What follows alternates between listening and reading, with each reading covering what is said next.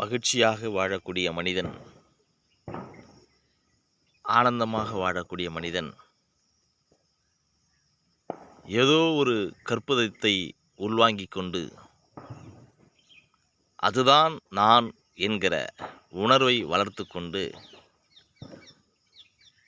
அதை சுருக்கி கொண்டு வாழக்கூடிய மனோநிலையில் இருக்கிறான்.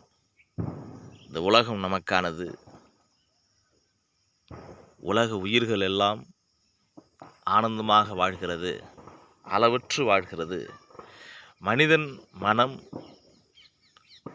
விரிவடையாமல் சுருக்கிக் கொள்கிறான்.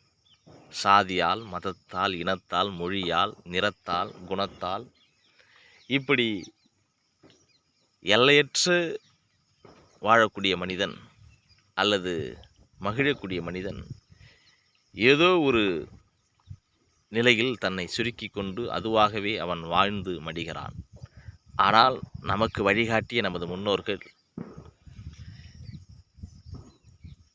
எதையும் அளவோடு சுருக்கி கொள்ளாமல் அளவற்ற இன்பத்தில் ஒரு மனிதன் வாழ வேண்டும். நாம் வாழ்வதற்காகத்தான் இந்த இயற்கை பிரபஞ்சம் நமக்காக படைத்திருக்கிறது.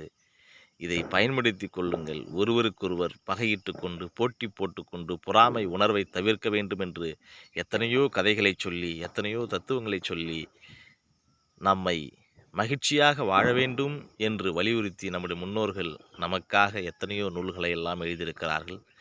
பழைமொழிகளை எல்லாம் சொல்லியிருக்கிறார்கள், தத்துவங்களை எல்லாம் சொல்லியிருக்கிறார்கள்.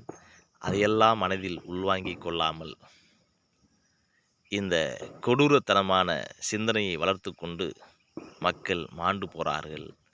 வாழ வேண்டிய மனிதர்கள் எல்லாம் இந்த போர்க்குணத்தால், அற்ப ஆசையால் மடிந்து போகிறார்கள். இதையெல்லாம் தவிர்க்க வேண்டும் என்று நல்ல நூல்களை படிக்க வேண்டும் என்று சொல்லி அனைவரையும் மகிழ்ச்சியாக வாழ வேண்டும் என வாழ்த்துகிறேன்.